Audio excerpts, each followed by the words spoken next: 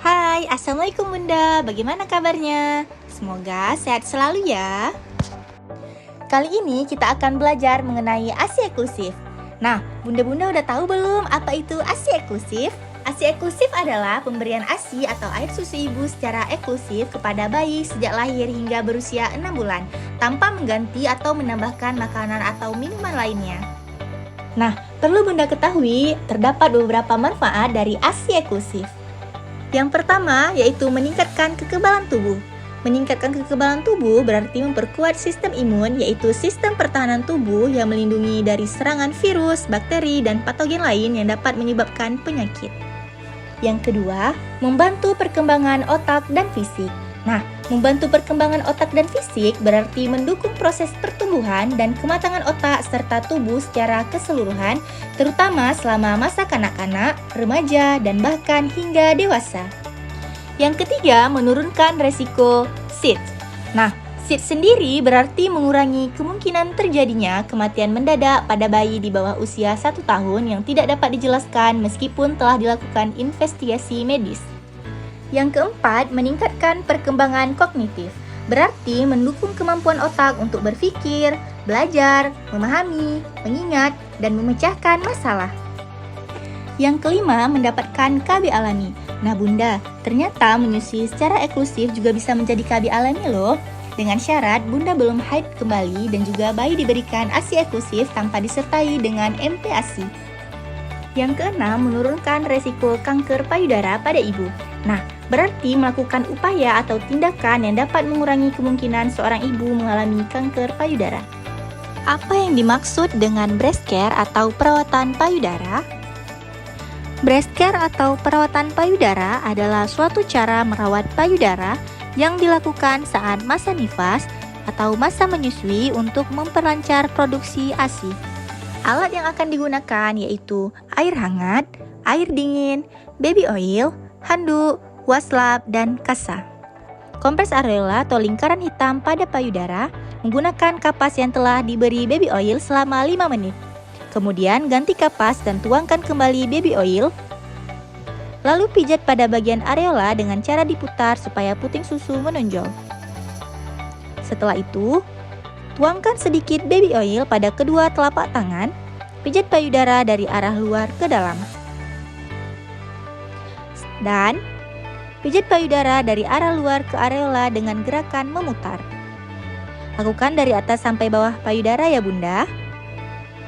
Langkah selanjutnya, satu tangan menahan payudara di bagian bawah, tangan lain memijat dengan bahu jari tangan mengepal. Lakukan pemijatan dari arah pangkal ke puting susu.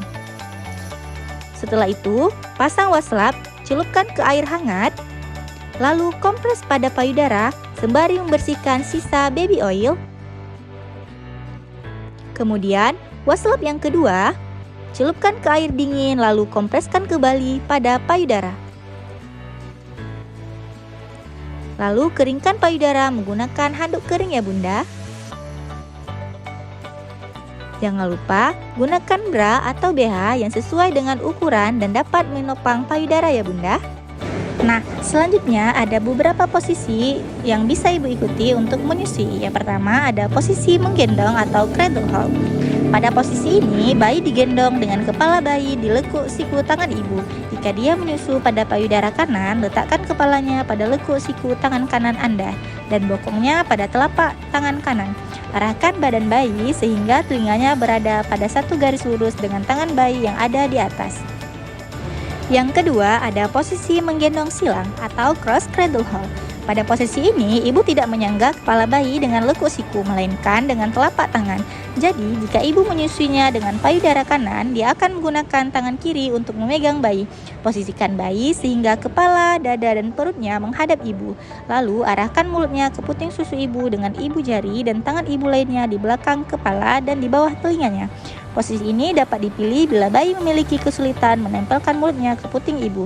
Misalnya, jika payudara ibu besar sementara mulut bayi kecil. Yang ketiga, ada posisi menyangga kepala atau football hold. Sesuai dengan namanya, pada posisi ini ibu menyangga kepala bayi dengan telapak tangan, sementara tubuh bayi diselipkan di antara tangan ibu, seperti memegang bola atau tas tangan.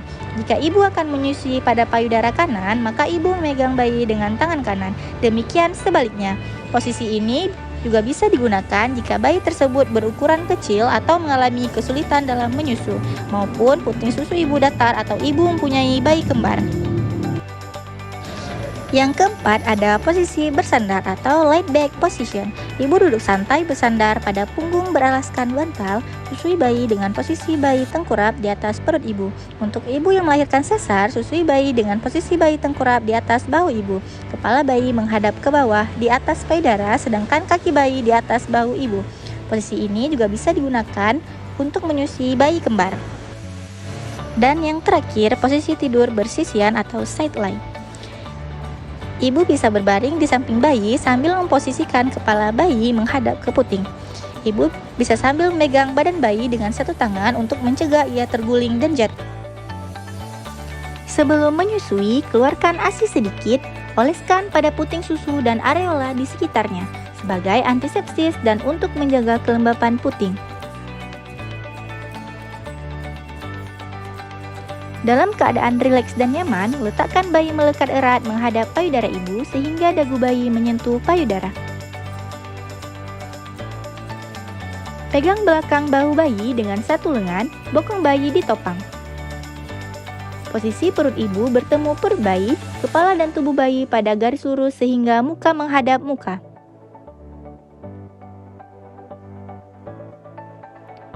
Untuk memasukkan payudara ke mulut bayi, pegang payudara dan jari menyangga dari bawah atau dasar payudara.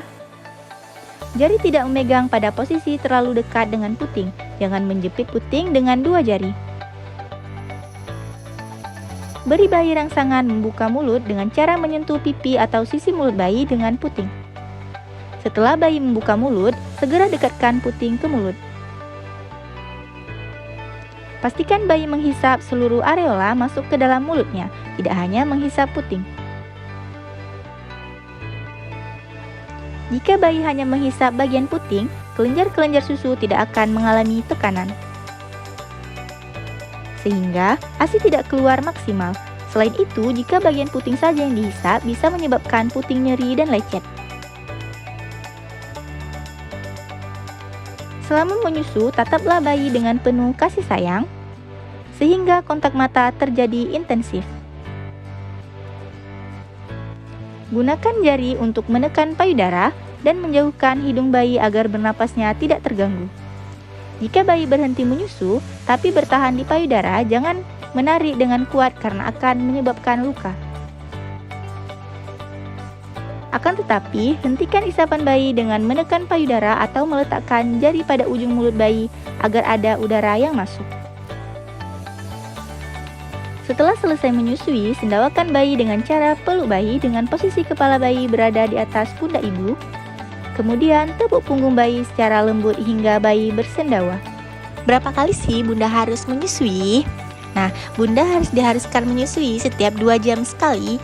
Jika bayi tidur lebih dari 2 jam, maka bangunkan bayi untuk disusui. Nah, perlu diingat, jika ASI Bunda sedikit, jangan khawatir ya, Bun, karena lambung bayi sangat kecil, sekecil buah ceri.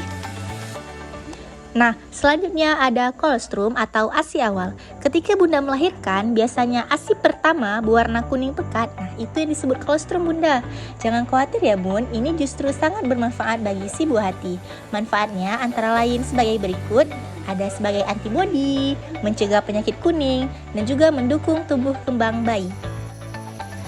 Berikut bisa dilihat ya Bun, masing-masing perbedaan dari yang pertama ASI awal yaitu kolostrum, dan yang kedua 1 hari setelah melahirkan, dan yang ketiga yaitu 2 hari setelah melahirkan.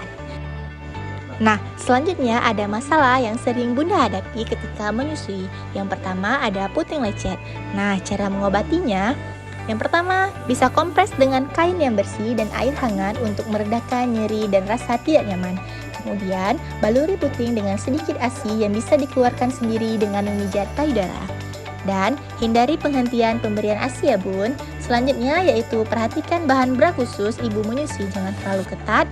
Dan Oleskan krim emollient seperti krim berbasis lanolin atau minyak kelapa pada bagian puting setelah menyusui. Selanjutnya ada masalah payudara bengkak. Nah, untuk mengatasi hal tersebut, Bunda bisa mengompres payudara Bunda dengan air hangat selama beberapa menit. Kemudian, Bunda juga bisa memberikan ASI kepada bayi sampai payudara terasa kosong. Selanjutnya ada infeksi jamur. Nah, cara atasi infeksi jamur yaitu yang pertama, hindarkan puting dari kondisi lembab. Kemudian, oleskan krim anti jamur, kemudian gunakan handuk terpisah, dan konsumsi yogurt untuk membantu mempercepat penyembuhan. Selanjutnya, jangan lupa mencuci tangan ya Bun. Sekian ya Bunda, terima kasih.